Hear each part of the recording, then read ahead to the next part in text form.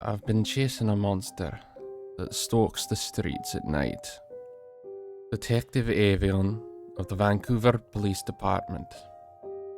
I've been following the case of an elusive serial killer, known only by the mashed up refuse of hodgepodge body parts that he leaves behind.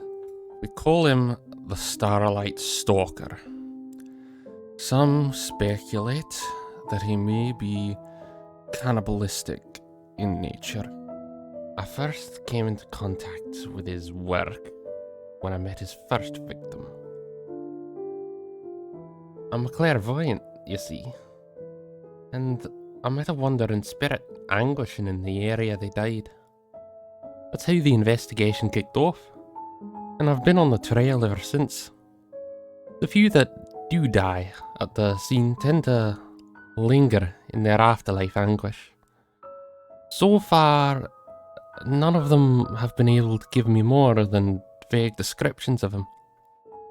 All I know is that he's a medium-sized man, potentially in his 20s. He likes to almost taunt us, leaving behind clues at the crime scenes. Wait.